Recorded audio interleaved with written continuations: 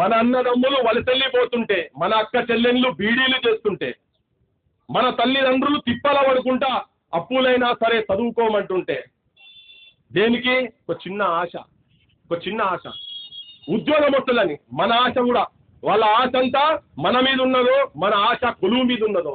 మన ఆశలో అడియాస చేసేటువంటి దుర్మార్గులు, దొంగలు, జోకర్గాన్లు ప్రభుత్వాలలో కూర్చున్నంత సేపు మనకి తిప్పలు తప్పది. ఇవాళ ఈ 2వ తారీఖు ఇస్తారని నాకు నమ్మకం లేదు. ఒకవేళ ఇచ్చినా దాన్ని అమలు చేస్తారని నాకు నమ్మకం నాకు అసలే లేదు.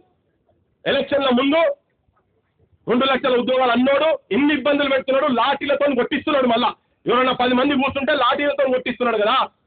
వీళ్ళు మనం మాటల తూటాలతోటి ఈ ప్రభుత్వాన్ని తెలంగాణ జనం లోపట అసమర్థ ప్రభుత్వం, చేతగాని ప్రభుత్వం, ఇది అబద్ధాల పునాదుల మీద అధికారంలోకి వచ్చిన ప్రభుత్వం అని జనం లోపల మనం ఎండగట్టకపోతే, ఎట్లయితే ప్రభుత్వాన్ని కేసీఆర్ని ఎట్లయితే కూల్చినామో అదే స్పిరిట్ తోటి ఊపిరిన్నంత మటుకు ఈ దొంగలు ఎంబడబడతామని చెప్పని మనం భీష్మించుకొని కూర్చోకుంటే, మనం ఎన్ని సభలు పెట్టినా ఈ చైతన్యం గ్రామాలకు వాళ్ళకి ఇది సరిపోదు, మనకి స్ట్రెంత్ సరిపోదు.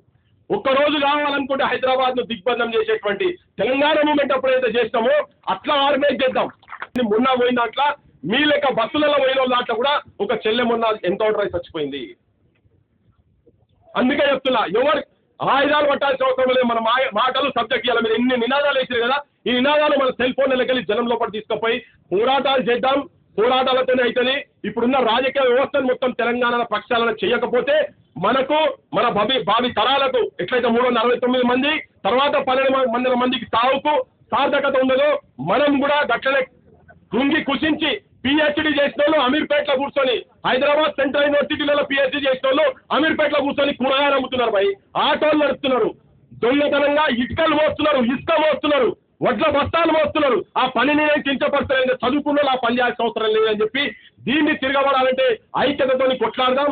ఈ మీ సంఘం కూడా జేఎస్ఎన్ పెట్టిన కదా, అందరూ ఒక తాటి మీదకి రావాల్సిన అవసరం ఉన్నదని చెప్పి మీ అందరికి విజ్ఞప్తి చేస్తూ ముగిస్తున్నా. జోహార్ తెలంగాణ మన వీరులకు, జోహార్ తెలంగాణ మన వీరులకు.